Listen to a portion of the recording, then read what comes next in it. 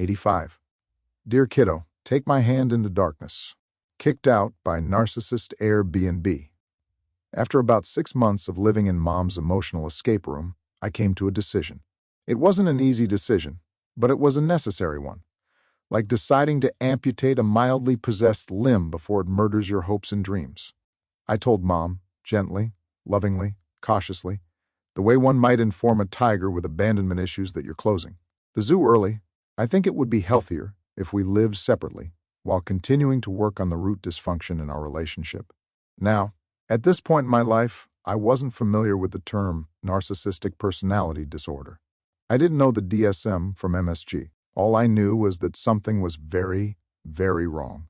And it wasn't just the fact that Mom once tried to psychoanalyze me using an Instagram quote from an unlicensed astrologer in Bali. No, it was deeper than that. Her infidelity had never been addressed. Apparently, it was part of her healing journey. Her gaslighting had never been addressed. Unless you count the time she denied that gaslighting was even a real thing, the way she used Facebook to process our relationship, like it was a Real Housewives confessional booth, never addressed. Her manipulation, addressed, but only in the form of a Pinterest board titled How to Influence without seeming like a sociopath.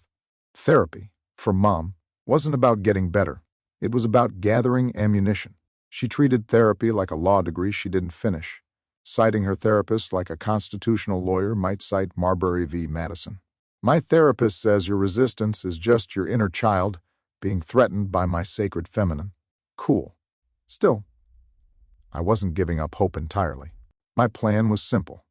Move just around the corner. I had a coworker, female, yes, but not even remotely a candidate for romantic entanglement.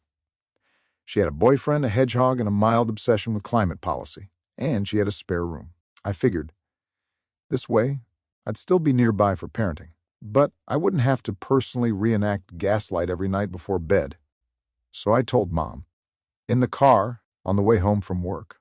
Now, if this were a healthy relationship, the response might have been something like, oh, that sounds like a good balance. Let's talk about how we can still co-parent effectively. But this was not that story. Instead, she looked at me like I'd just suggested joining a cult that eats clowns. Wait, is this room being offered by a woman? There it was. That classic narcissist combo move, jealousy with a side of total irrationality. I told her yes, truthfully, because that's what normal people do. By the time we got back to the house, the sky had darkened, birds had gone quiet, and a pile of my belongings was already on the front lawn like some kind of reverse yard sale, socks, books, notebooks, a random shoe, and a coffee mug that said World's Okayest Dad. I had been kicked out. Again. This wasn't even the first time. It was just the latest episode in Mom's house, the season finale you keep hoping will end the show, and it wasn't even about the female roommate. It was about control. It always had been. I could have said I was moving into a monastery with blind monks, and she'd still have accused me of eye-flirting with the abbot. So I did what any self-respecting, emotionally waterboarded man does when he's been tossed to the curb. I threw everything into the back seat of my battered truck and drove to Grandma and Grandpa's. They opened the door, sighed the sigh of people who have seen some shit, and welcomed me back in like the prodigal son, only without the banquet or the fatted calf.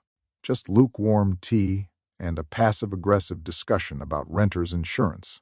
That night, I made myself a solemn promise. I would never again live with Mom unless my name was on the lease or I owned the damn building. Preferably in a legal document co-signed by God and notarized by the Pope. Because if I was ever going to become the provider you needed me to be, if I was ever going to be the adult in the room, I had to stop sleeping under the roof of someone who mistook power struggles for intimacy and Facebook posts for therapy. And so, dear Kiddo, I took my hand into darkness and also into Grandma's guest room, and that's where the real rebuilding began.